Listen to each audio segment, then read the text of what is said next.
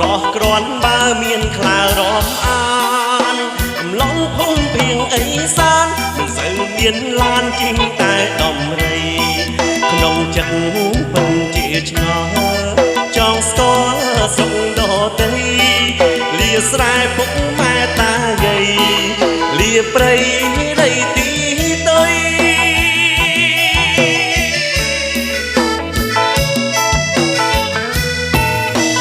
មកដល់ក្រុងភ្នំពេញព្រលឹមព្រឹកមិញទិញបានអ្វីខ្លាំង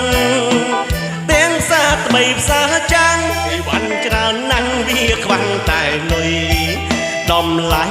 មានកំណត់តែលត់ខ្ញុំវាអើយ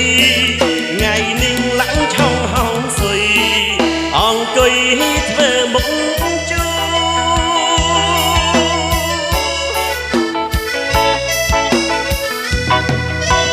មនទុំពួនសំរាយរៃគួយខ្មែរពូកែខ្លាការងារណាធ្វើបានមិនចេះបើកឡានតែចេះព្រឺព្រួមិនលួចមិនសុំទានគ្រឿងញៀនមិនគិតគូនួនល្អងបងស្រឡាញ់យូរយូរតស៊ូស្នេហ៍ស្មោះត្រង់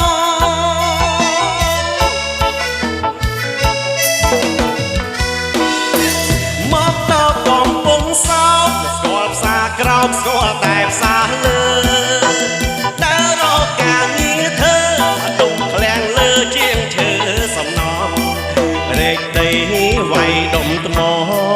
កម្មករលីស៊ីម៉ងសិនសំបានលុយមួយថងទិញកង់ជីងទៅស្រុក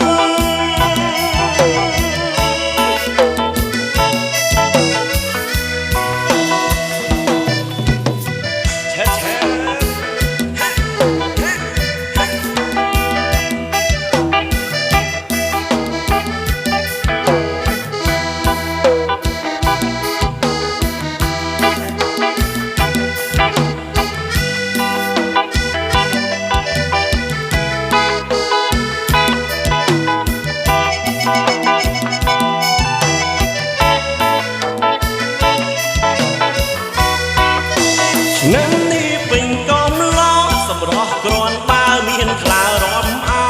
ន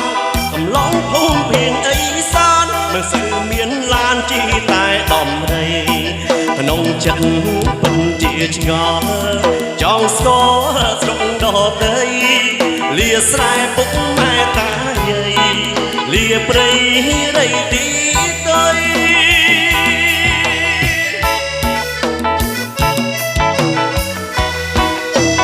មកដល់ក្រុងភ្នំពេញព្រលឹមព្រឹងមិញទិញបានអ្វីខ្លះទាំងសាថ្មីផ្សារចាំងអីវ៉ាន់ច្រើនណាស់វាខ្វាំងតែលុយតម្លៃមានកំណត់តែលត់ខ្ញុំវាអើយថ្ងៃនេះឡើងឆောင်းហោងសុយអង្គុយធ្វើមុខជួ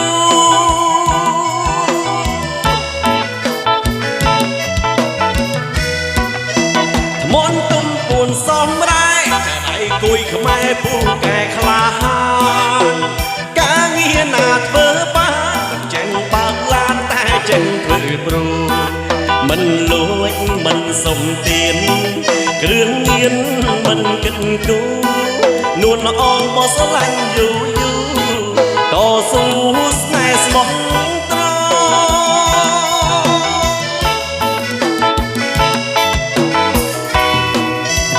មកដល់កំពង់សោកស្គាល់ផ្សារក្រោមស្គាល់តែផ្សារលើដើររកការងារធ្វើដុំឃ្លាំងលើជាងឈើសំណងរែកដីវាយដុំថ្មកម្មករលីស៊ីម៉ងសិនសំបានលុយមួយថងទិញកង់